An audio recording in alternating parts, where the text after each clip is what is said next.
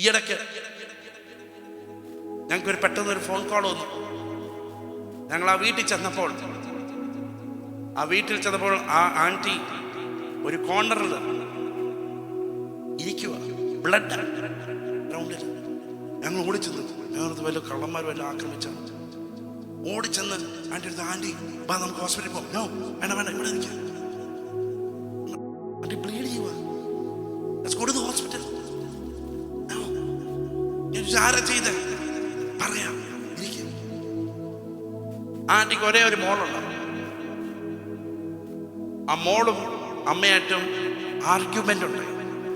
ആ മോൾ ഒരു റിലേഷൻഷിപ്പിലായിരുന്നു, ഒരു അവിശ്വാസിയായിരുന്നു.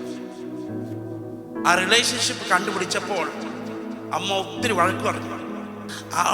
ആ ദേഷ്യത്തിൽ ഇവളെന്താ ചെയ്തെന്ന് പറഞ്ഞാൽ, ഇവൾ നേരെ അമ്മേനെ കഴുത്തിന് പിടിച്ച് നേരെ ഭിത്തി ചേർത്ത് 2 പ്രാവശ്യം അടിവയറ്റിലോട്ട് ചവിട്ടി. ആ 2ാമത്തെ ചവിട്ടിൽ ബ്ലീഡ് ചെയ്യാൻ തുടങ്ങി. അതാണ് ഞാൻ ചോദിച്ചു, അവിടെ ഇവിടെ പറഞ്ഞു, അവൾ അപ്പുറത്തവനായിട്ട് സംസാരിച്ചുകൊണ്ടിരുന്നു.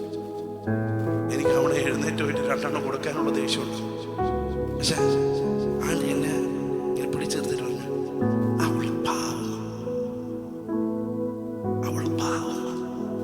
അവൾക്ക് മുൻകോപം. എനിക്കത് വൈദ്യങ്ങളടുത്ത് പറയാനായി, ഇതാ ഒരു മാതാവിൻ്റെ ഹൃദയം.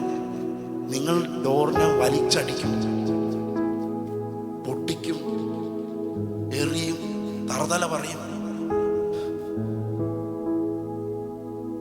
ഒരു മാതാവും ഒരു പിതാവും ഈ ലോകത്തിൽ നിന്ന് പോകുമ്പോൾ ആ സമയത്താണ് നിങ്ങൾക്ക് ഏറ്റവും അധികം അതിൻ്റെ ഒരു റിഗ്രറ്റ് നിങ്ങൾ ഫീൽ ചെയ്യുന്നത്.